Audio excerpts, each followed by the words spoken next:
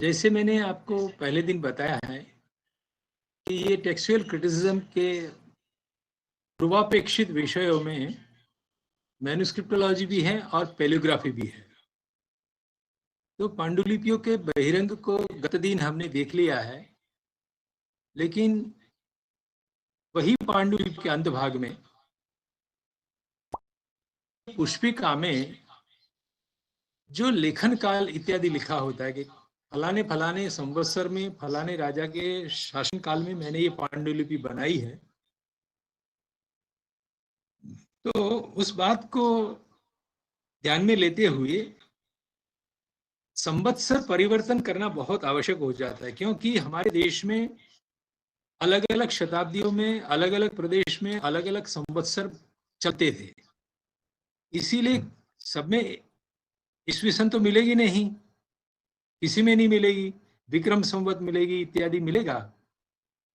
तो वो जानना बहुत जरूरी है, क्यों जरूरी है और कैसे संवत्सर का परिवर्तन हमें करना है, यह आज का प्रतिपाद्य विषय रहेगा मेरा। जैसे कि हमारा प्रथम जो लक्ष्य हमने ये रखा है कि प्राचीन से प्राचीनतर पाठ की खोज यह पाठालोचना का प्रथम लक्ष्य है। We want to detect the older and oldest text. तो प्राचीन से प्राचीनतर और प्राचीनतर से प्राचीनतम पाठ की खोज, ये हमारा लक्ष्य है, फर्स्ट लक्ष्य, फर्स्ट टारगेट। ही बहुशः पांडुलिपियां प्रायः 200 या 300 साल से पुरानी नहीं होती है। अतः अतीत में हुए कवि एवं शास्त्रकारों के मूल पाठ के नजदीक कैसे पहुंचाया जाए, यह हमारी पहली समस्या है। पांडुलिपियों के अंत में दी गई लेखक की विज्ञप्ति में से, उस विज्ञप्ति में से लेखन काल हमको प्राप्त हो सकता है। अतः दूसरा प्रमाण है कि वह पांडुलिपि इस देश में प्रयुक्त हुई अनेक लिपियों में से किस कालखंड की कौन सी लिपि में लिखी गई है। लिपियों के हिसाब से भी पांडुलिपि का समय निश्चित हो सकता है।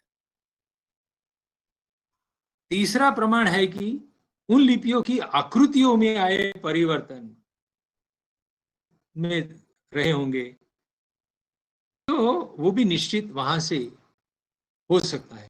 जैसे कि देवनागरी लिपि में स्वर मात्रा का लेखन स्वरूप 12वीं शताब्दी से लेकर 15वीं शताब्दी में भिन्न भिन्न रहा है, और 16वीं शताब्दी के बाद उसका स्वरूप थोड़ा स्थिर होता चला जा रहा है, जो आज बहुशः पांडुलिपि में वही मिलता है। तो पांडुलिपियों का लेखन काल जानने के लिए सबसे पहला जो हमारे पास साधन है, प्रवाह है, वो पुष्पिकाओं में यानी पांडुलिपि के अंत भाग में लिपिकारों के द्वारा जो लिखा गया होता है, उस पुष्पिका में लिपिकार के द्वारा स्पष्ट रूप से पांडुलिपि का लेखन काल लिखा जाता है। और विभिन्न काल में सभी प्रदेशों में अलग अलग तरह का संवत्सर चलता था, जैसे मैंने पहले बताया, जैसे कि गुप्त काल, शक संवत, नेवारी संवत, विक्रम संवत, वल्लभी संवत, कोलंब संवत इत्यादि इत्यादि। तो इन पांडुलिपियों में तो बात सरल है कि लिपिकार ही घोषित कर देगा कि फलाने समय में फलाने राजा के शासन काल में मैंने ये पांडुलिपि बनाई है।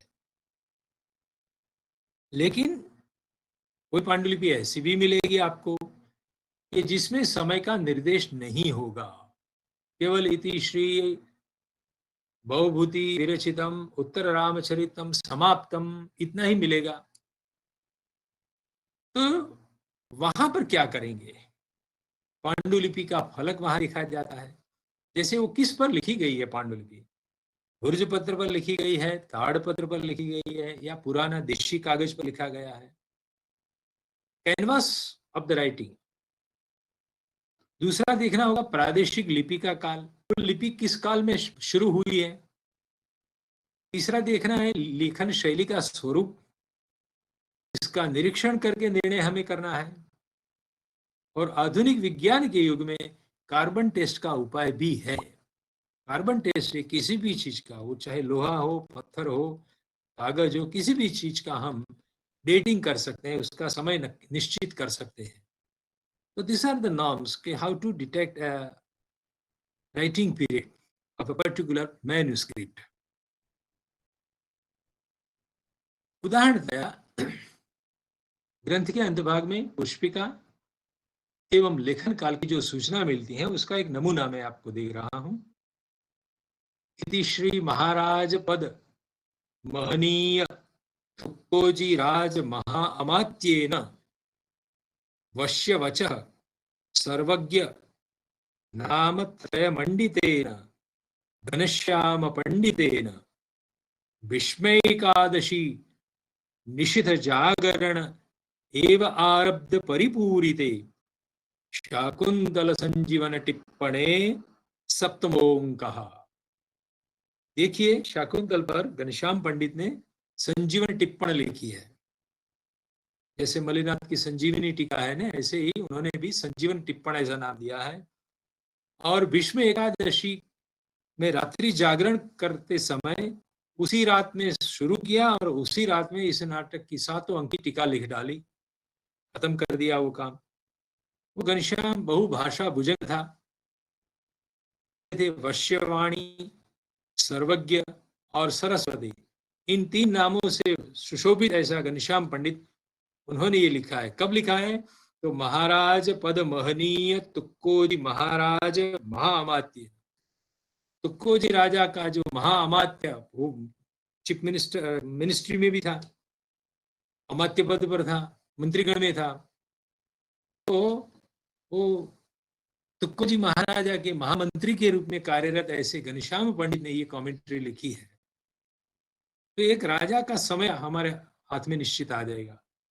और भी आगे लिखा है, ये तो मूल कमेंटेटर ने अपना काल कहा, यानी संजीवन टिप्पण का जिसने प्रतिलेखन किया, पांडुलिपि बनाई, उसने क्या लिखा है? वो लिखा है, बहुधान्य नाम संवत्सरे माघ मासे उत्तरायणे शुक्ल पक्षे तृतीया तिथौ शुक्रवासरे इदम पुस्तकम नारायण द्रविड़ेन लिखितम। देखिए, ये लिपिकार का अनाउंसमेंट है, उसकी घोषणा है कि मैंने बहुधान्य नाम संवत्सर में माघ मास, उत्तरायण पक्ष, शुक्ल पक्ष, उसकी तृतीया तिथि जिस दिन शुक्रवासर चल रहा था, जो अकॉर्डिंग टू एडी यानी ईस्वी सन की दृष्टि से देखा जाए तो 19 जनवरी 1864 में ये कॉपी बनाई गई थी।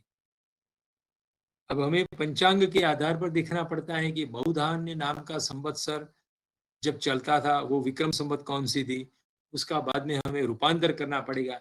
ये मामला है संवत्सर परिवर्तन का। हमारे प्राचीन परंपरागत पंडितों ने और लिपिकारों ने जो संवत्सर लिखे हैं उसको हमें आज करंट एरा में परिवर्तित करना बहुत जरूरी होता है।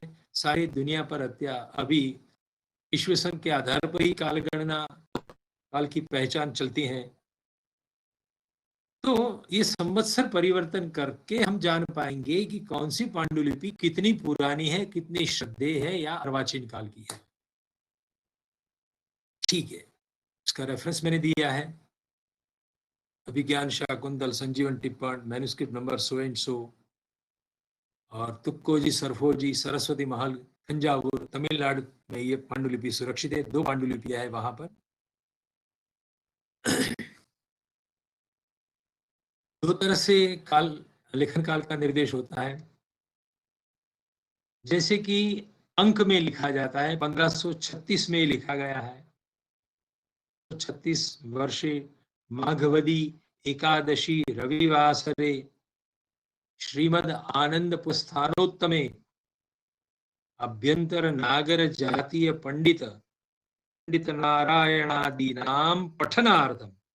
इसको ये पांडुलिपि पढ़नी है, इस मालिक ने उसको बना पैसा देकर लिखवाया है अपने अध्ययन के लिए, उसका नाम दिया अनंत सुत पंडित नारायण इत्यादि को पढ़ने के लिए कुठारी सुतेन विश्व रूपेण लिखितम। तो कुठारी सरनेम होगी, उसका विश्वरूप नाम का पुत्र होगा, उसने ये कॉपी बनाई है। ये copy India office library London स्थित है। कहीं कहीं पर इन संख्या को बताने के लिए कुछ शब्दों का प्रयोग होता है, जैसे कि वेद इंदु गज भू गणित संवत्सर कविवार श्रावण शुक्ल त्रयोदशी रचो ग्रंथ सुविचारी। अब समझ में नहीं आया कि कौन सा संवत्सर है, उसने तो लिख दिया वेद इंदु गज भू गणित। उस गणित के अनुसार आप देख लीजिए, उस संवत्सर में मैंने सुचिंतन करके सुविचारी मैंने श्रावण शुक्ल त्रयोदशी पर यह ग्रंथ लिख दिया है। तो आप देखिए वेद की संख्या 4 होती है, तो लास्ट लाइन में हमने 4 पहले लिख दिया।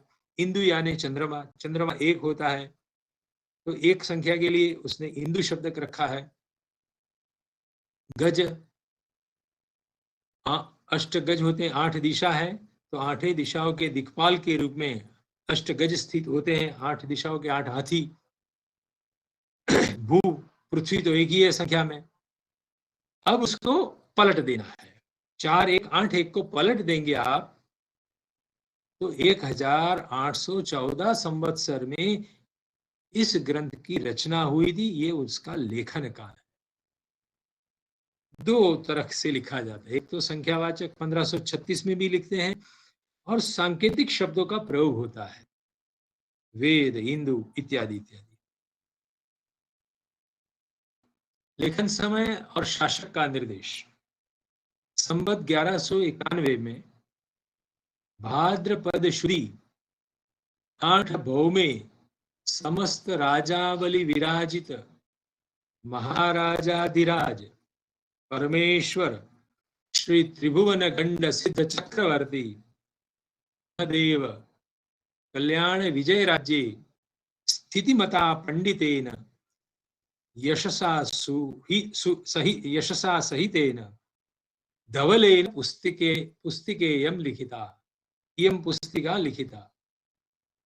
तो धवल नाम के पंडित ने ये लिखा है। संवत 1191 का नाम आ रहा है, जो गुजरात का उस समय का महामंडलेश्वर जैसा राजा था। दूसरी ओर मिथिला के शंकर मिश्र नाम के पंडित के घर किसी सन्यासी का आगमन हुआ। उस समय पर वहां शास्त्रार्थ हो रहा था।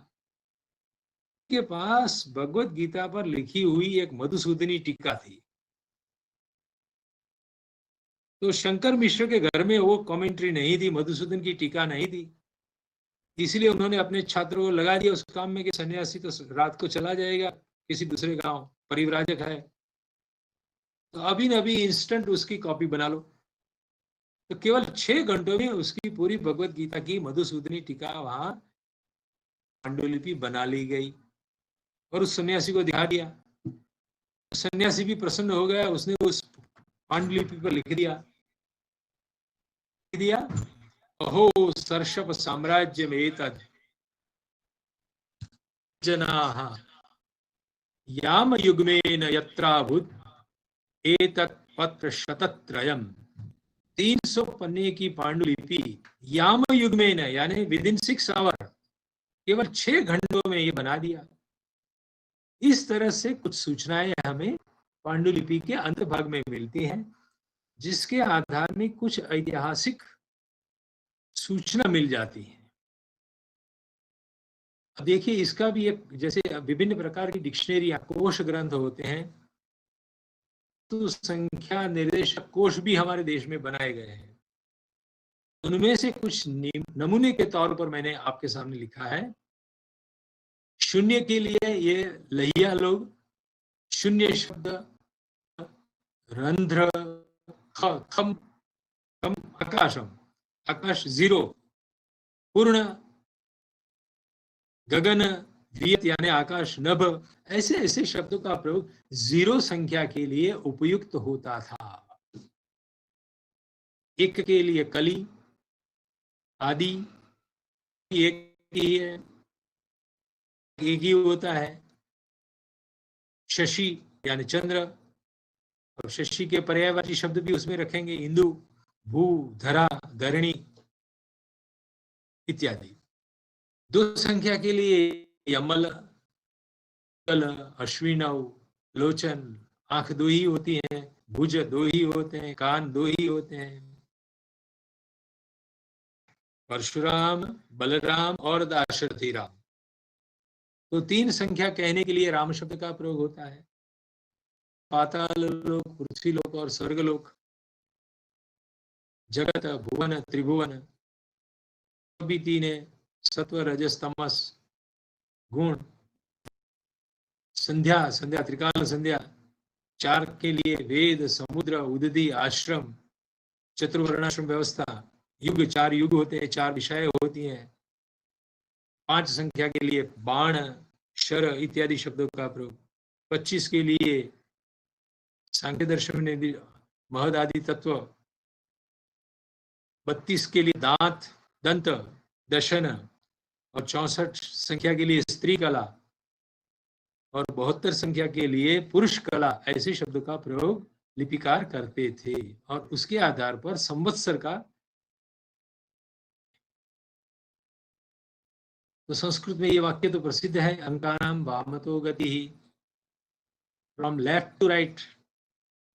यानी संस्कृत में जब संख्या लिखी जाती है तो एकम वाचक संख्या को यानी 0 से लेकर 9 तक पहली रखी जाएगी।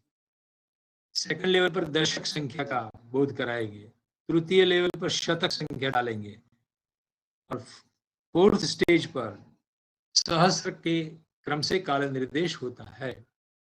उदाहरणतया अभिज्ञान शाकुंतलोपरि सेतु माधव विरचितायाम बालबोधिन्याम नेत्र वेद वसु ब्रह्मम इति शाके अथ रौद्र के ज्येष्ठे शुक्ल प्रतिपदी टीके यम पूर्णताम गता।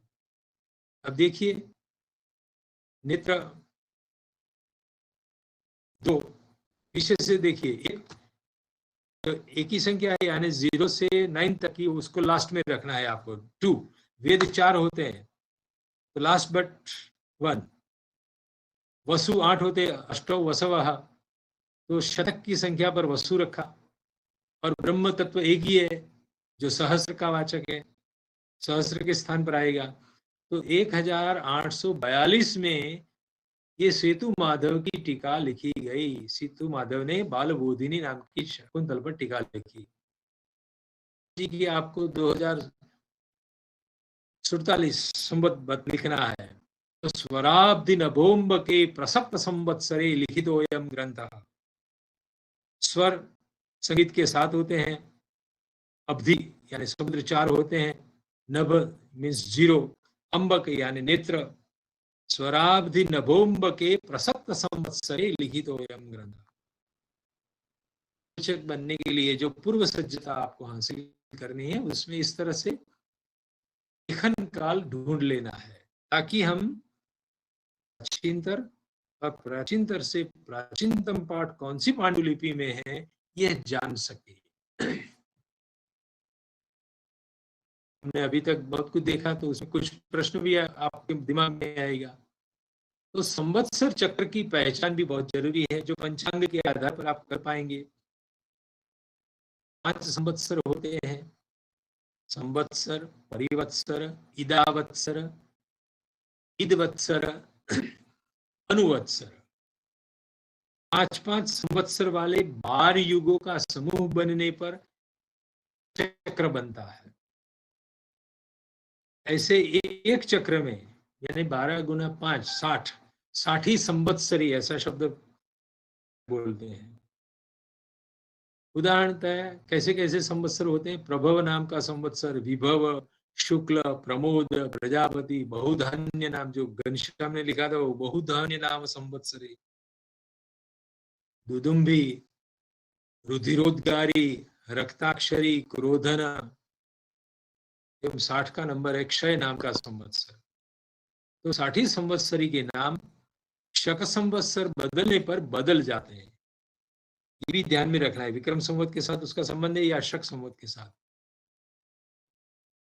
अब लेखन काल का विनियोग कब होता है?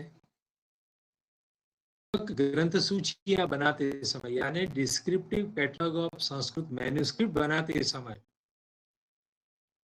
लिपियों के लेखन काल को बताना पड़ेगा। इसीलिए ये विद्या जाननी जरूरी है। उपलब्ध पांडुलिपियों में जो प्राचीनतम समय का पाठ हो उसको स्वीकारने वाले पाठ संपादक के लिए लेखन काल को जानना बहुत आवश्यक होता है। हम आगे जाकर आपको बताने वाले हैं कि there are 3 types of editors. One of them is the oldest school of manuscript. हम तो सबसे प्राचीनतम पांडुलिपि में जो पाठ मिलता है उसी का संपादन करेंगे। तो ओल्डेस्ट पाठ का आदर करके पाठ संपादन करना ये एक अप्रोच है। लेकिन वो कैसे निर्णित करेगा? ओल्डेस्ट टेक्स्ट का पाठ वो लेखन काल को देखकर ही निश्चित करना पड़ेगा ना आपको। तीसरा बिंदु, शताधिक पांडुलिपियां जब मिलती हैं वहां पर संतुलन पत्रिका के लिए कौन सी पांडुलिपि का स्वीकार किया जाए? तो जो अपेक्षाकृत प्राचीन काल में लिखी गई हो उस पांडुलिपि को स्वीकारनी चाहिए, और बहुत अर्वाचीन काल में लिखी गई पांडुलिपि का महत्व कम है, उसको आप निकाल भी सकते हैं। सभी काम की है ऐसा नहीं है, उसमें भी आपको ग्राह्य का विवेक करना पड़ेगा। और ग्राह्य का विवेक उसके स्वरूप को देखकर होगा नहीं, लेखन काल को आपको ध्यान में लेना पड़ेगा कि किस समय में ये लिखी गई है। फॉर एग्जाम्पल आप देखिए कुछ नमूने के तौर पर, ये चार्ट आपको काम लगेगा है। उसमें आप जो कौटिल्य संवत्सर मैन्युस्क्रिप्ट में लिखा उसमें से आप माइनस कर दीजिए, 3101 8 देंगे तो जो बाकी बचेगा, जो सामने आएगी वो अमाउंट होगी ईशु ख्रिस्त की संबत, ख्रिस्ती संबत आपके हाथ में आ जाएगी। कलिकाल में से भी आपको 3000 माइनस कर देना पड़ेगा। कलचुरी संबत लिखा है यदि किसी लिपिकार ने, तो कलचुरी संबत में से आपको प्लस करना पड़ेगा, 248 प्लस करेंगे तो आपके हाथ में ख्रिस्त शताब्दी आ जाएगी। कोलंब वर्ष केरला में जो चलता था किसी वर्ष जमाने में केरला में, तो उसमें आपको 824 वर्ष प्लस कर देना पड़ेगा, तब जाके ईस्वी सन आपके हाथ में आएगी।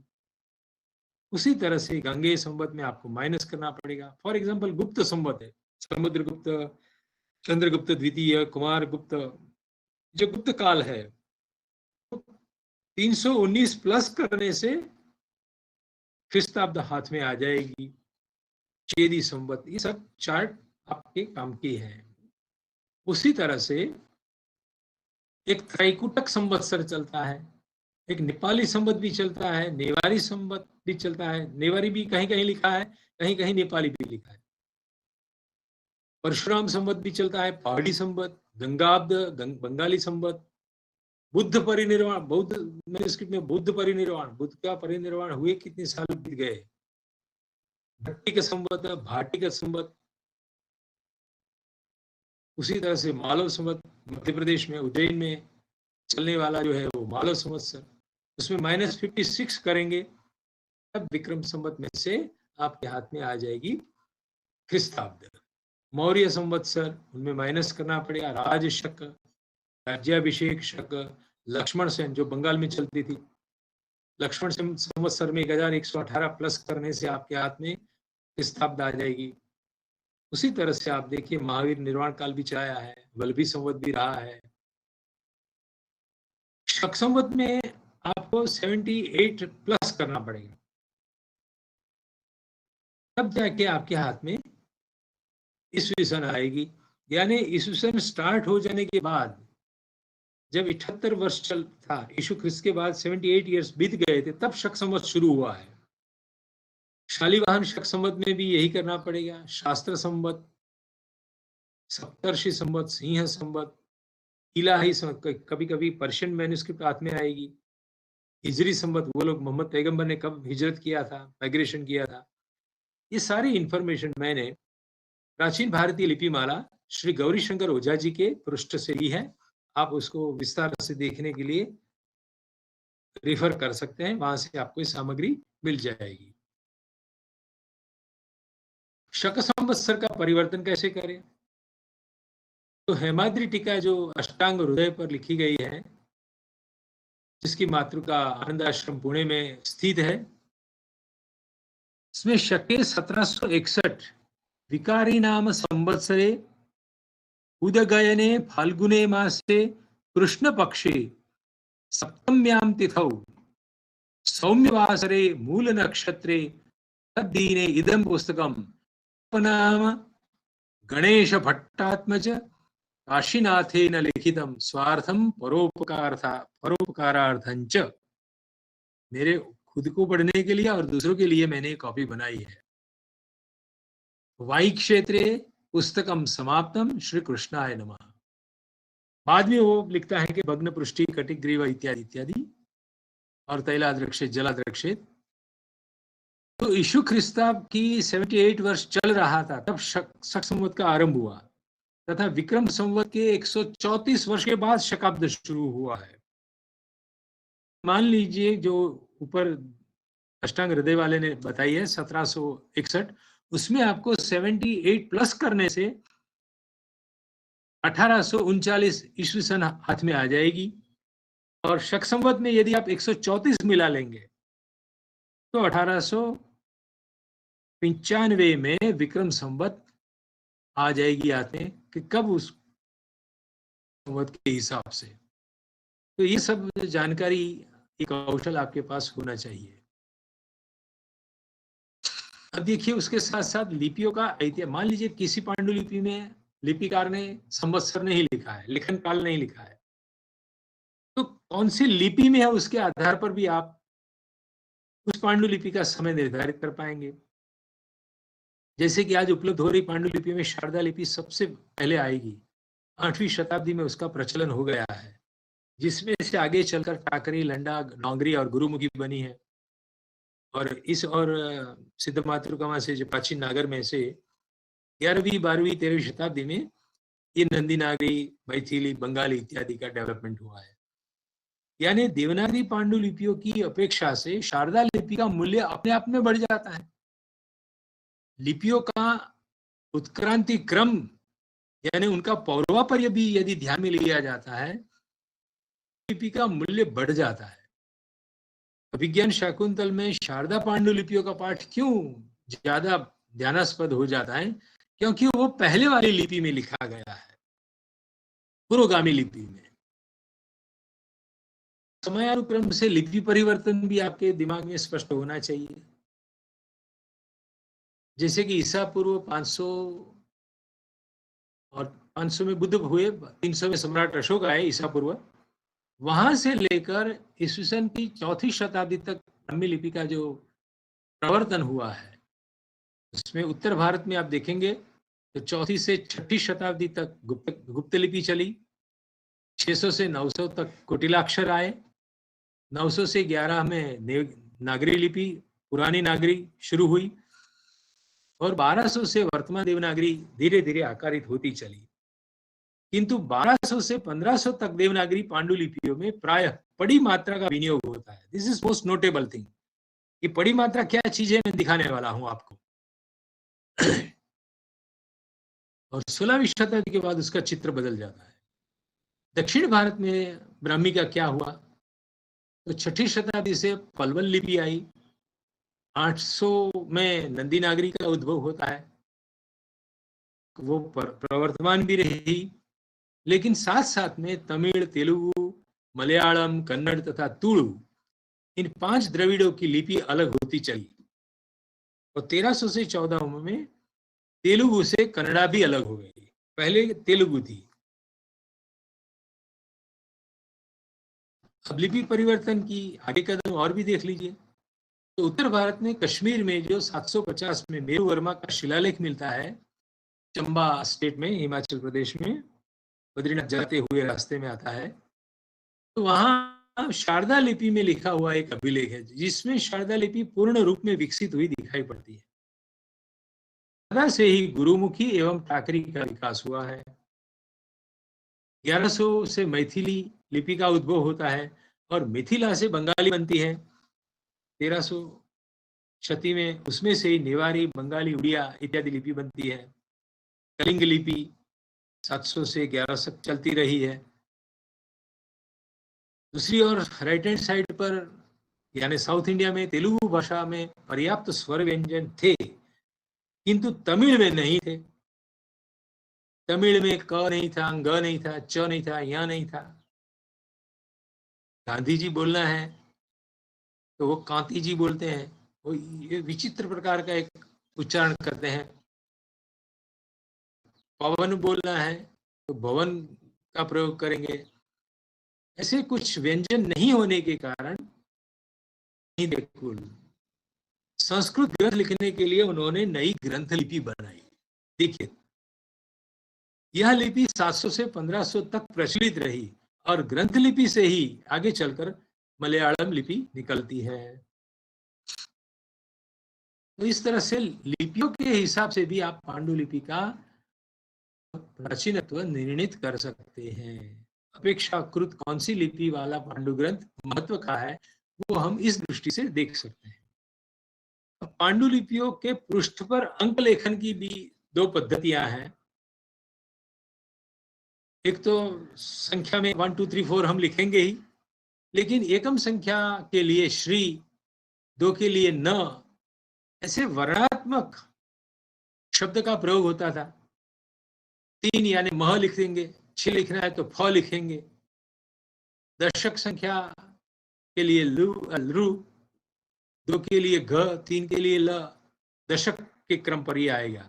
और शतक संख्या का निर्देश करना है, 100 करना है तो सु लिखेंगे, 200 लिखना है तो दीर्घ सु लिखेंगे, 700 लिखना है तो स्तः लिखेंगे।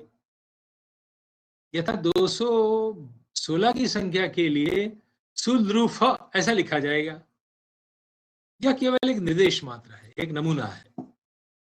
लेकिन महाभारत जैसी 1 लाख श्लोक वाली कोई बड़ी पांडुलिपि है ऐसा मान लीजिए, 1 2 3 4 वाली संख्यात्मक निर्देश नहीं चलेगा। वहां पर आपको ऐसे वर्णात्मक शब्दों का ही प्रयोग करना पड़ेगा। तो ऐसे बड़े बड़े ग्रंथों में पृष्ठ संख्या को कैसे बताई जाए, तो वहां पर लिपिकारों ने ऐसी एक मेथड डेवलप की थी जो विशेषकर राजस्थान और गुजरात की पांडुलिपियों में ज्यादा तौर पर प्रयुक्त हुई दिखाई पड़ती है। हमारे गुजरात में गत दिन मैंने आपको एक नामस्मरण किया था, पूजनीय आगम प्रभाकर साहब का। उन्होंने और उनके हाथ से तैयार हुए हमारे एलडी इंडोलॉजी के लक्ष्मण भाई भोजक नाम के अच्छे लिपि के जानकार, उन्होंने एक चार्ट बनाया है जो आपकी सेवा में मैंने यहाँ प्रस्तुत किया है। वो बताते ये सारी बातें पुण्य विजय जी महाराज साहब ने जैन चित्रकल्प द्रुम, जिस ग्रंथ का मैंने कल निर्देश किया था, उसमें ये सब बातें वहां पर आपको देखने को मिलेगी। तो इस तरह से 3 संख्या लिखनी है तो मह लिखते हैं, श्री लिखते हैं, 4 के लिए ये सारे वर्ण हैं, 5 के लिए, 6 के लिए। आप देखिए कि इंफॉर्मेशन के लिए है, लेकिन एक बार यदि देखा होगा तो भविष्य में कब किसी मौके पर आपके हाथ में ऐसी पांडुलिपि आ जाएगी तो आप उसको तुरंत समझ पाएंगे कि ये संख्यावाचक शब्द है। देखिए दशक के लिए तो लृ, 20 लिखना है तो घ या घ लिखते हैं, 30 लिखना है, 30 लिखना है तो ल या ला लिखते हैं, 60 लिखना है तो इस तरह से। और शतक संख्या के लिए 100 लिखना है तो सु, 200 लिखना है तो दीर्घ सु लिखेंगे। इस तरह से एक निश्चित प्रकार की व्यवस्था उन लोगों ने बनाई थी जिसकी जानकारी हमारे पास होनी चाहिए। स्वर मात्रा की लेखन शैली में परिवर्तन का कालखंड, अब ये महत्व का पार्ट है जिसके आधार पर में लिपिकार ने लेखन काल नहीं लिखा है, लेकिन लेखन शैली से हम पकड़ लेंगे कि वो पांडुलिपि कितनी पुरानी है।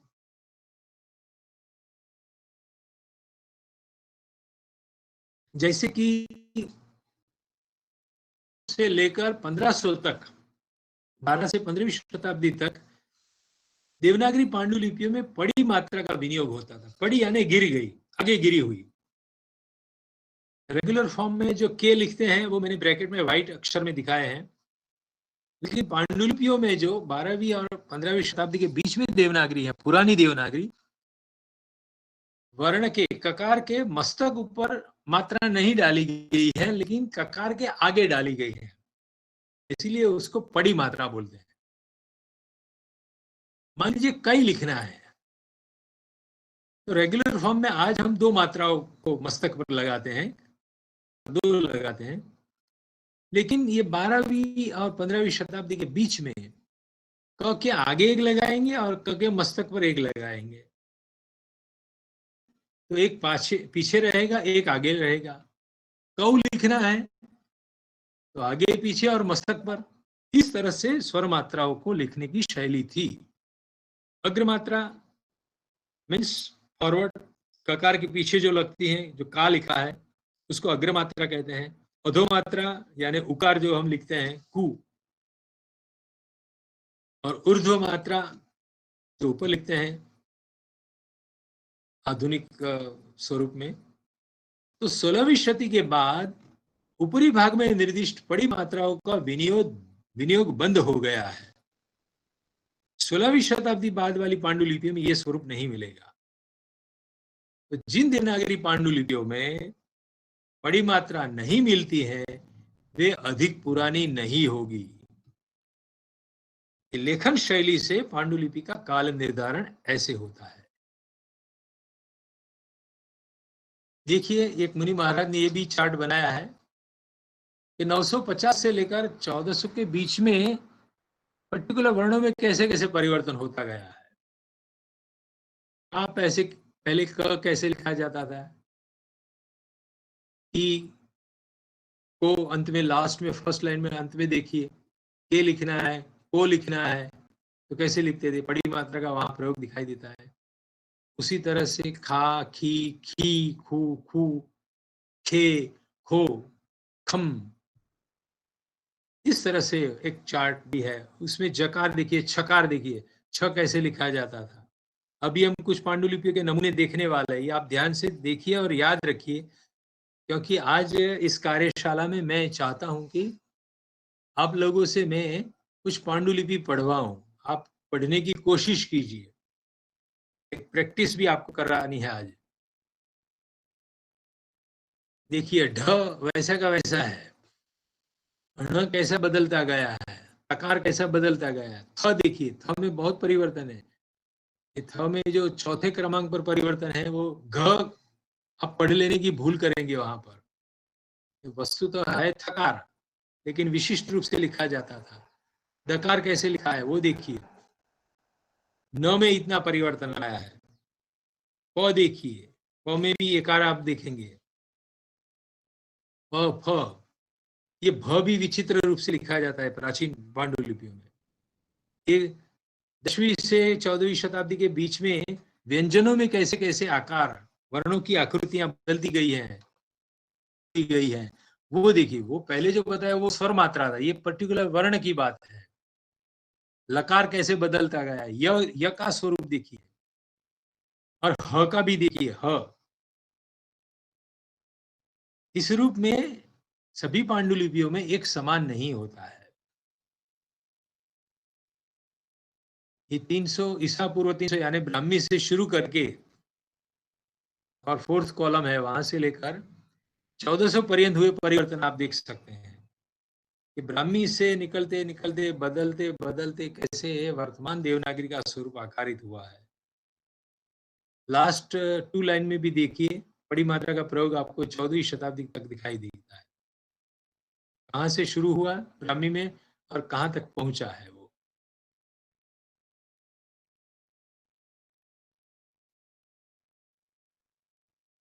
अब आपके वहां से, यानी गंगानाथ झा केंद्रीय संस्कृत विश्वविद्यालय से प्राप्त की शकुंतल की एक प्रति, उसको आप पढ़िए। श्री गणेशाय नमः, श्री सरस्वत्यै नमः, या सृष्टि सृष्टुराधा, राध्या होना चाहिए, लेकिन द उस समय पर ऐसा लिखा, द लिखकर य लगाया है, वर्तमान द नहीं है। सृष्टुराध्या वहती विधि हुतम, देखिए वो द और ये द विधि का धी दोनों भिन्न है, आप देख पाते हैं। विधि हुतम, ये हु रेगुलर आ गया। या हविर या च होती, ये द्वे कालम विधत्तः, देखिए ध अलग है। श्रुति विषय गुणा या स्थिता व्याप्य विश्वम। ठीक है, तो इस तरह से ये 15वीं शताब्दी के बाद आया है, क्योंकि उसमें पड़ी मात्रा भी नहीं है, और जो व्यंजनों की पहचान मैंने बताई उसकी दृष्टि से देखेंगे नहीं है।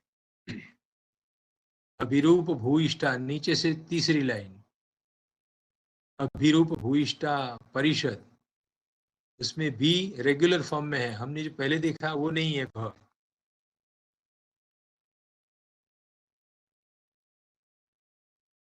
ये ब्यूलर साहब यहाँ से ले गए थे बीकानेरी, क्योंकि राजपूताना में भी वो बहुत घूमे थे और वहां से भी बहुत पांडुलिपि एकत्र की है। तो 192 नंबर की पांडुलिपि वो शारदा भुर्जपत्र को लिखी, शाकुंतली 193 है, लिखने में गलती हुई है। बीकानेरी देवनागरी 193 नंबर है, जो ब्यूलर संग्रह की है, जो आप देख रहे हैं। भगवान कृष्ण या सृष्टि ही सृष्टुराद्या, द करके यह लगाया है। वहति विधि हुतम, देखिए ये पुराना ह आया, हुतम का ह। पहली वाली में जो हु था उससे ये भिन्न है। ठीक है, दोनों का हकार आप देखिए, जो पहले वाली देखिए फर्स्ट लाइन विधि हुतम होत्री, ये ह ऐसा है, और ये ह देखिए फर्स्ट लाइन में वहति में ठीक है, लेकिन विधि हुतम जब बनाना था, उकार बीच में जोड़ना है रस्व, तो उसका स्वरूप बदल गया। ठीक है, अब विरूप भूइष्ठा, नीचे से चौथी लाइन देखिए, विरूप भूइष्ठा परिषद, इसमें भकार देखिए, शिरोरेखा के बाहर ऊपर नहीं जाता है, अंदर रहता है। भूतार्थम कार्य कथयामि ते भूतार्थम, वहां पर भी भ देखिए। आदिशंकर निलयम बेलियानाड एर्नाकुलम से प्राप्त की गई पांडुलिपि है। श्री रामचंद्राय नमः, श्रीमच्छंकराय नमः। या सृष्टि ही सृष्टुराद्या वहति विधिभूतम, इसमें भी बड़ी मात्रा नहीं है, लेकिन उसमें आप देखिए सेकंड लाइन में, ये द्वे कालम विधत्त श्रुति विषय गुण, श्रुति में जो उकार है वो नीचे नहीं है अधोभाग में, लेकिन बगल में उकार लगाया है, जो उकार है वो बगल में डाला गया है। विषय गुणा या स्थिता छिता, ये लिपिकार का उच्चारणगत दोष है, स्थिता लिखने के स्थान पर, थकार के स्थान पर छ लिख दिया है। या छिता व्याप्य विश्वम इत्यादि। यहाँ थर्ड लाइन में स छूट गया, या माहु सर्वभूत प्रकृति, सर्व का स छूट गया, तो यहाँ काक पद बनाया और मार्जिन में स लिखा है। तो पांडुलिपि पढ़ने का एक कौशल आप सबको हस्तगत करना है, इसका पाठ संपादन कर पाएंगे। ये राजस्थान प्राच्य विद्या प्रतिष्ठान भरतपुर से ये पांडुलिपि प्राप्त की है। मैं मेरे किसी किसी छात्र को अलग अलग स्थान पर पांडुलिपि लेने के लिए भेजता हूँ। तो हमारे मनु भाई नाम के वडाली के प्रोफेसर हैं, वो भरतपुर जाके ये पांडुलिपि ले आए हैं। श्री रामाय नमः। या सृष्टु सृष्टाद्या पिबति विधि होतम, देखिए ये राजस्थान भरतपुर से प्राप्त की गई पांडुलिपि में कश्मीरी पाठ है, वहति विधि होतम नहीं है, पिबति विधि होतम है। या सृष्टु सृष्टिराद्या, इसमें पदक्रम भी देखिए, या सृष्टि सृष्टुराद्या नहीं, या सृष्टु सृष्टि ही है। सृष्टु और सृष्टि का पदक्रम भी भिन्न है, जो कश्मीरी के अनुसार है। मैं कहना ये चाहता हूं कि कश्मीर का पाठ राजस्थान और गुजरात तक भी पहुंचा है, उसका ये नमूना है। ये बहुत महत्वपूर्ण पांडुलिपि है। यद्यपि वो परवर्ती काल की देवनागरी में लिखा गया है, उसमें पड़ी मात्रा नहीं है, व्यंजन वगैरह भी पुराना नहीं है, लेकिन उसमें जो पाठ संचरित होकर आया हुआ है, ट्रांसमिटेड टेक्स्ट है, वो कश्मीर की टेक्स्ट उसमें चल रही है। ठीक है। बौद्ध संस्थान लाहौर, अभी वो पूरा संघ पाकिस्तान से भारत में आ गया है बंटवारा होने के बाद। जो चंडीगढ़ की डीएवी कॉलेज में है, ये पूरी लाइब्रेरी ऑनलाइन वेबसाइट पर फ्री डाउनलोडेबल है। लालचंद शोध संस्थान ऐसा आप लिखकर देखेंगे तो मिल जाएगा आपको। ये मैन्युस्क्रिप्ट नंबर है 5448। नमः या सृष्टु सृष्टिराद्या वहति विधिहुतम। यहाँ पर सृष्टु सृष्टि ये पदक्रम कश्मीरी वाला है, उसमें भी बड़ी मात्रा नहीं है और व्यंजन का भी पुराना प्रयोग नहीं है। बकार वगैरह रेगुलर फॉर्म में आप देख सकते हैं। सर्वभूत प्रकृति थी सेकंड लाइन में, तो भ की मस्तक पर खुला रखा है। अभिज्ञान शाकुंतल में भी आप देखिए नीचे से चौथी लाइन, कालिदास ग्रथित वस्तुना अभिज्ञान शाकुंतलाभिधेयेन उपस्थातव्यमस्माभिः। सरस्वती महल तंजावुर तमिलनाडु, ये पांडुलिपि आप देख रहे हैं। या सृष्टि ही सृष्टुराद्या, अब देखिए क्रम बदल गया, सृष्टि पहले आ गया, जो देवनागरी में अब छपी हुई किताब में मिलता है वो क्रम है। या सृष्टि ही सृष्टुराद्या वहति विधिहुतम, या हविर या च होत्री, इसमें पड़ी मात्रा नहीं है। ठीक है। अब आप देखिए, ये हमारे वाड़ी पार्श्वनाथ जैन ग्रंथ भंडार हेमचंद्राचार्य का जो पाटन में स्थित है, उसमें पड़ी मात्रा आप स्पष्ट रूप से दिख पाएंगे। जैन मुनि महाराज ने उसकी कॉपी बनाई है, इसीलिए गणेशाय नमः नहीं है, लेकिन क्या है, ओम जो बिंदु अनुस्वार है ना, वो ओमकार है, जो करीब करीब ब्राह्मी का है, गुप्तकालिक ओमकार है। नमः सर्वज्ञाय, सर्वज्ञाय विसर्ग भी डाल दिया, वो गलती है। तो सर्वज्ञ यानी केवली ज्ञान जिसको हुआ है वो महावीर, महावीर को प्रणाम करते हुए पांडुलिपि का आरंभ किया है। लेकिन कौन सा पाठ है वो देखिए, ये सृष्टिराद्या पिबती विधिहुतम। अगेन देखिए, ये हुतम का हु भी देखिए, कबीर का ह देखिए। ये प्राचीन 15वीं या 13वीं शताब्दी के बीच में लिखी गई पांडुलिपि है, इसीलिए उसमें पड़ी मात्रा का निरंतर प्रयोग आप देख पाएंगे। सेकंड लाइन में आइए, नांद्यंते, तो ते का एकार मस्तक पर नहीं है, तकार के आगे डाला है, सेकंड लाइन में मिडल में लाल इंक जो है ना वहां पर। ठीक है, नांद्यंते, ते का एकार यहां लगाया है। सूत्रधार, ये धकार भी प्राचीन काल का ध है। नेपथ्याभिमुखम अवलोक्य, तो नेपथ्य का एकार आगे लटकाया, उसको पड़ी मात्रा बोलते हैं। नेपथ्याभि भी देखिए, भ विचित्र है, जो पुराना 12वीं शताब्दी का है। मुखम अवलोक्य, लो का ओकार आगे लटकाया है, इसको पड़ी मात्रा बोलते हैं। आर्ये यावद, तो इसमें आर्य का एकार भी आगे लटकाया है। कहीं पर भी आप देखेंगे पूरी मैन्युस्क्रिप्ट में पड़ी मात्रा का निरंतर सातत्य विनियोग हुआ है। इससे एक पांडुलिपि कितनी पुरानी है उसका अंदाजा लग जाता है। साइड में ये रबर स्टैंप भी लगाया है, वाड़ी पार्श्वनाथ जैन ज्ञान भंडार।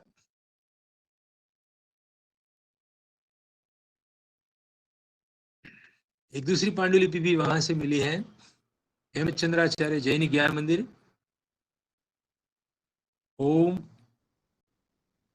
नमः श्री गौतमाय, गौतम को यानी महावीर को प्रणाम करना है, लेकिन गौतम का जो दो शीर्ष पर दो मात्रा होनी चाहिए, उनमें से एक आगे लटकाई है, गौतमाय लगेगा आपको, लेकिन है गौतमाय।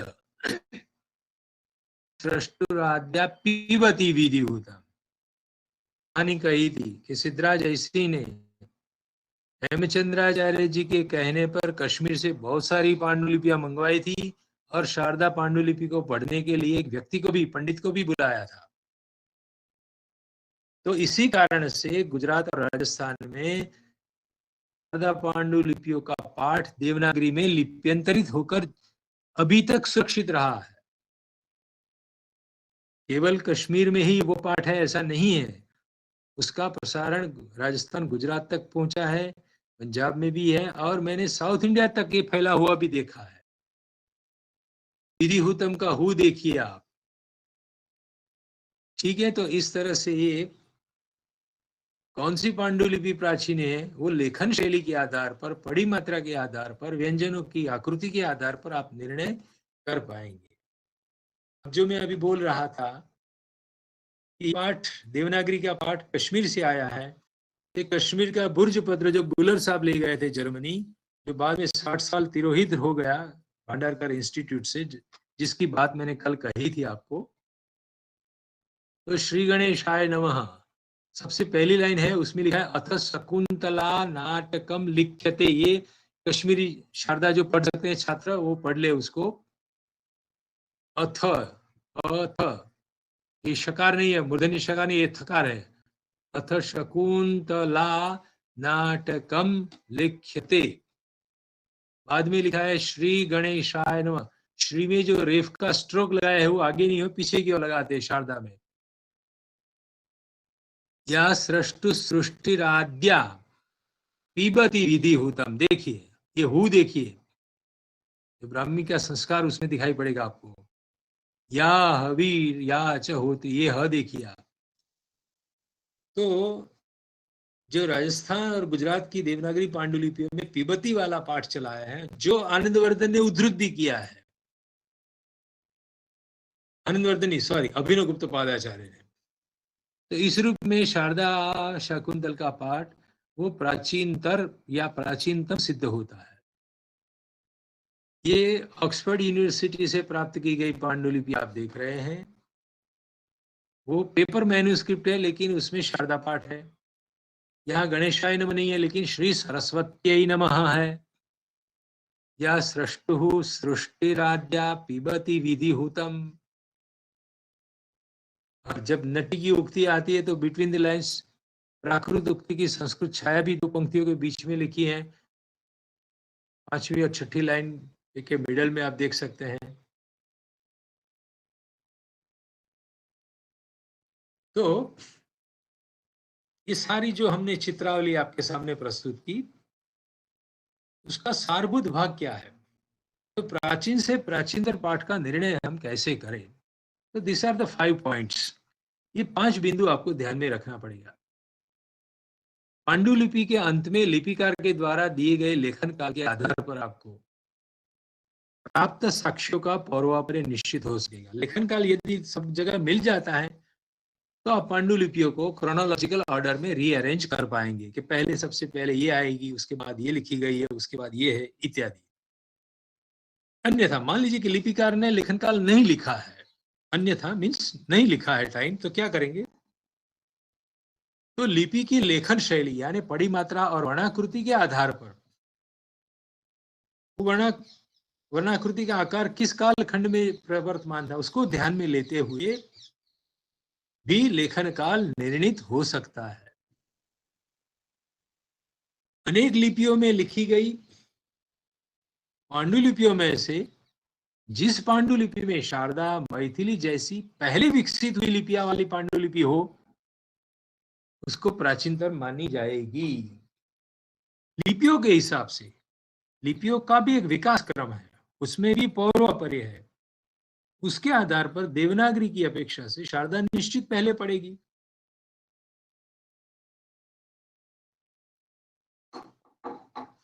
चतुर्थ बिंदु, तत्पश्चात ग्रंथांतर में से उपलब्ध हो रहे उद्धरण का समर्थन यदि मिलता है तो वह भी काम लगेगा आपको, और आंतरिक संभावनायुक्त पाठांतर को भी प्राचीनतम माना जा सकता है। तो दिस आर द 5 पॉइंट्स। क्योंकि पाठालोचन का प्रथम लक्ष्य यही है कि हम जो उपलब्ध विविध प्रकार के पाठ है, पाठ भेद है, उनमें प्राचीन से प्राचीनतर कौन है और प्राचीनतर से प्राचीनतम कौन है, ओल्डेस्ट डॉक्यूमेंट को हम बाहर निकालना चाहते हैं। तो ये तरीका है। इस मार्ग पर यदि हम क्रमशः चलते जाएंगे तो हम प्राचीन से प्राचीनतर और प्राचीनतम से प्राचीनतम पाठ को बाहर संपादित करके ले आएंगे. So this is the point which I wanted to produce before you today.